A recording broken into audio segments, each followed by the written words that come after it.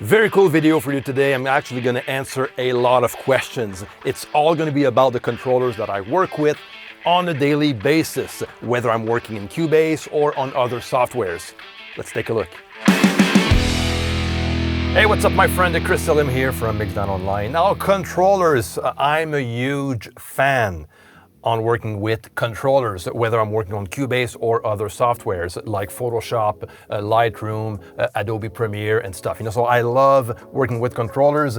It is so useful when working in Cubase. So I'm just gonna do a quick overview on each of these. And if you want me to make a full video on one of them, just let me know in the comment section below. I'm gonna start with this little guy here on my right, which is my Trackball Mouse by Kensington. It's an amazing tool. Now, it's a mouse, okay? So it's not like a controller per se. However, you can program all of these buttons to control anything on your computer, even in Cubase if you want to.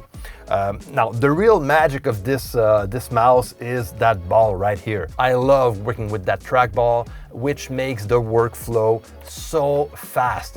Even if I'm on Cubase, I just want to go from one channel to another or edit a track, or it's so fast to move from one edge of my computer screen to the other, very, very fast. So that is so practical. I work with a 32-inch 4K display, so it is practical to move around fast.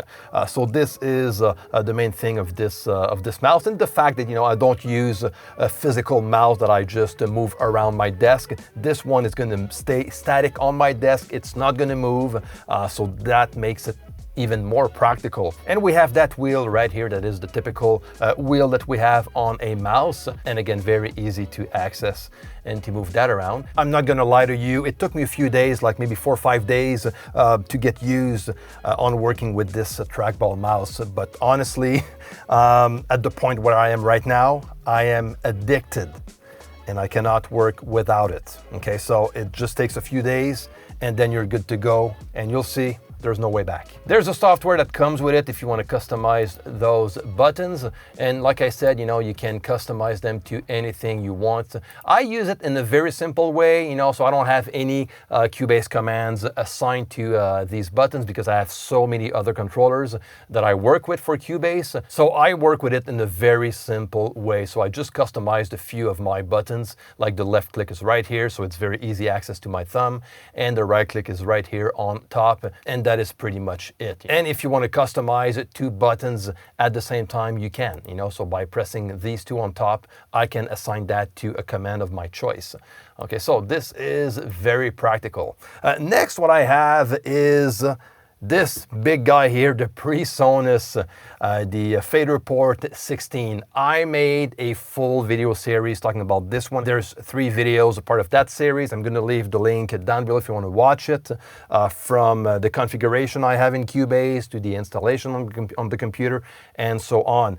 Very nice controller. Now, this is going to be super practical for Cubase. This is how I use it. I use it only on Cubase. I don't have Studio One, so if you are a Presonus Studio One user, this one is going to be fully adapted with Studio One, but works also very well in Cubase. So again, if you want to watch these videos where I go in depth about working with the Presonus Faderport 16 and Cubase, just click the links down below. So the way I mainly use it for my workflow is, of course, the faders, which makes this controller very, very nice to work with. These are motorized faders. I can go from page to page, which is super, super cool. And there you go. So I have, like, on the display, I have the track I'm working on. I can select all the different tracks that I want to work on. I can open the channel settings. I can switch from my control room to the mixer easily. I work a lot with the transport, the play, the stop, record. Like, this is the main transport that I work with when working on Cubase. And also, if I want to save, I can undo. record ready, write and read per channel, all that types of stuff. If I go right here, I click on send, and now on the selected channel, I have access to the send levels of that channel. And this is very useful when doing send automation. So I do use this feature also. You can also edit plugins. I do not edit plugins with the Faderport because I'm using something else that I'm going to show you later on. But for the sends, the faders, the transport, it is very, very useful. And, I'm not going to lie to you, it's fun to have 16 faders right in front of you. And the controller doesn't take that much space, which is pretty cool. So if you want to know more about the Faderport 16, just click the links that I have in the description of this video. Next, I have this little guy right here in front of me, the Nano Control 2, that I recently added to my setup since Cubase 12 came on. And the reason is very simple, and that is because the way Cubase 12 work with controllers like this one. It's super, super fun to work with, and I use it mainly for the pre-gain section of a channel. So if I open a channel settings window and I use my controller, I can move the gain around up and down with that little knob here. I can activate phase if I want to switch the polarity, so all sorts of things like that, activate the low pass and high pass filters. Very, very easy and fast to do so. So I love working with this controller to control plugins and also to manage the pre-section. I actually made a custom mapping only for those commands, and it's a mapping that is in progress. So I'm still going to add some stuff on that mapping, but for now this is what I have, and I kind of like it. I use a lot the pre-gain function in Cubase and also the low pass and high pass filters. So this way I have easy access to these commands straight from that controller on any channels that I have selected. So very, very cool to work with. Now there's so much you can do with this very cool feature out of Cubase 12. If you want to watch my Cubase 12 video, I have like a 10-minute portion of that video talking about that feature only. So I'm going to leave the link below if you want to watch this one.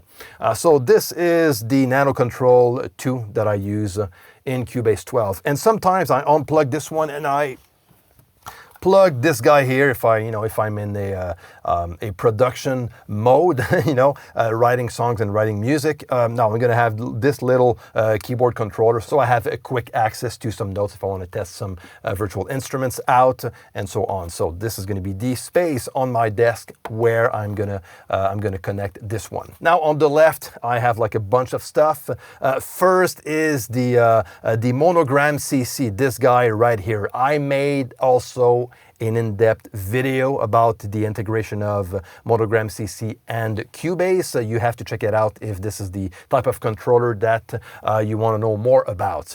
I use it all the time for different purposes. Like when I work in Cubase, it's very practical.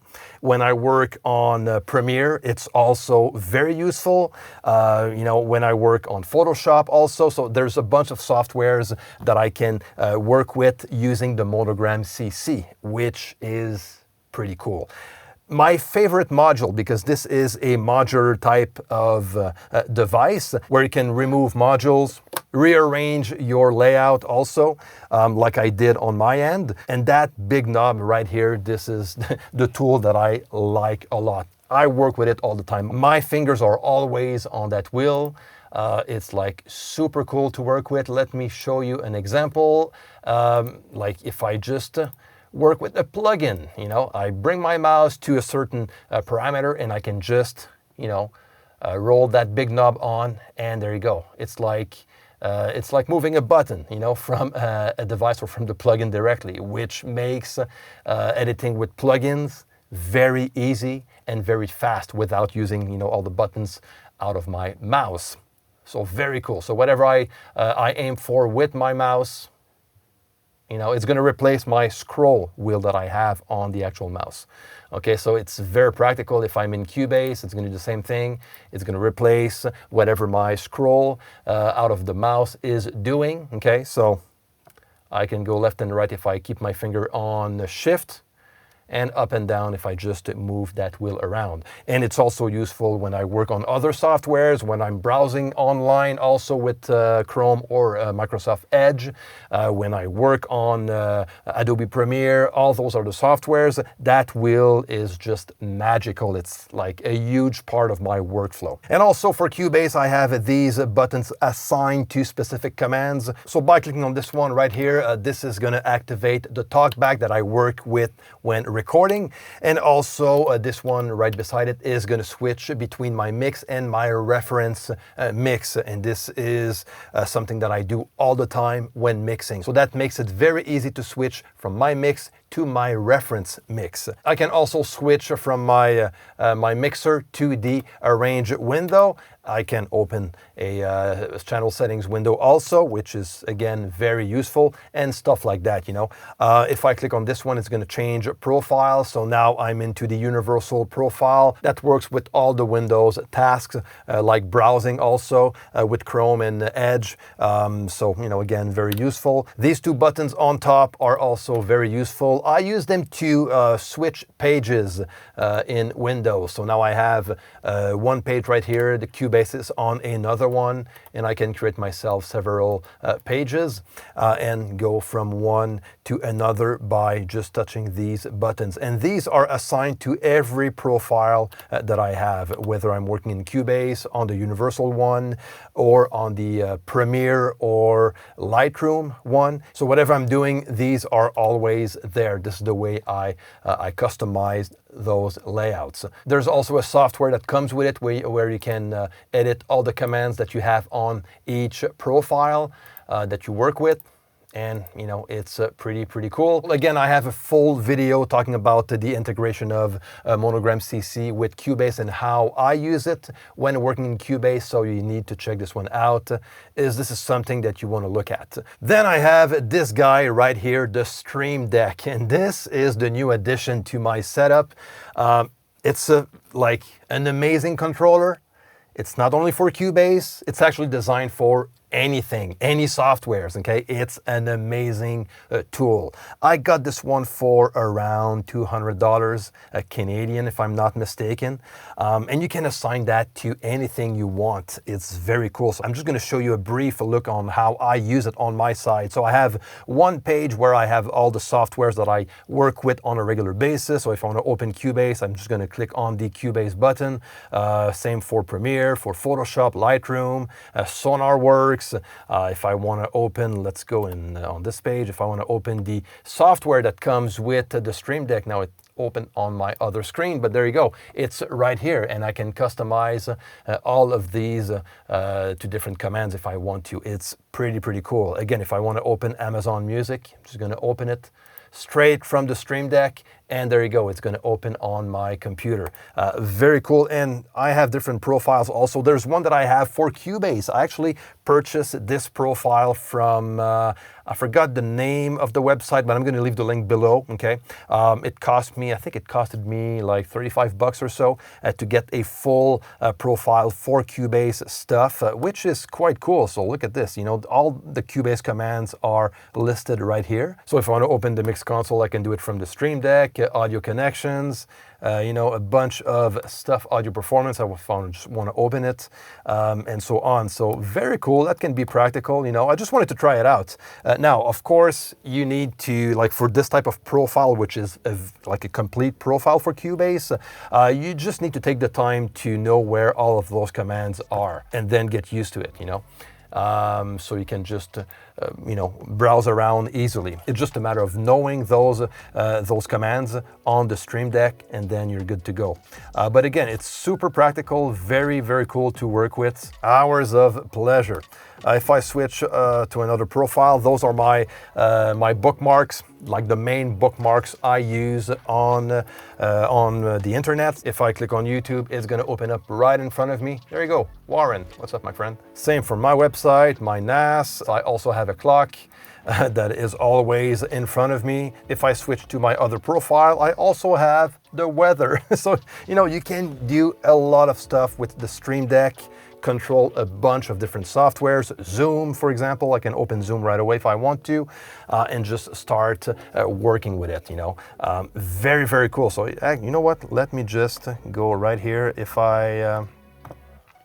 there you go. So now I have on this page, on this profile, all of my Zoom commands that I work with when I'm on a Zoom call. So I can mute my my microphone, you know, shut down my camera, you know, close the session, stuff like that. So it's pretty cool, very well done. Check it out. This is a small model. There's a bigger one also that you can get, and that helps a lot with my workflow. Again, if you want me to do a full in-depth video on the Stream Deck, let me know in the comment section below. But this is just a brief overview of all those controllers that I work with.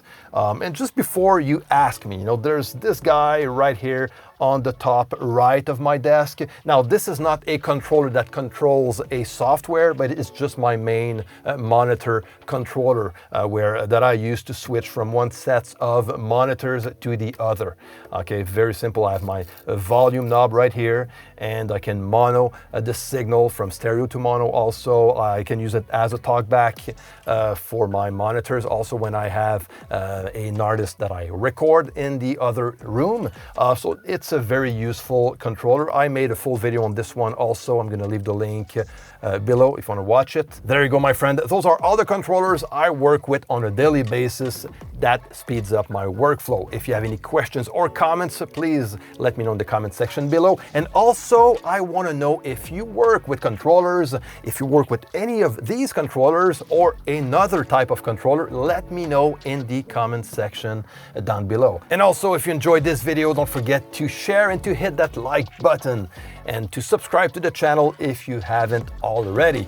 Until next time, my friend, take care and see you.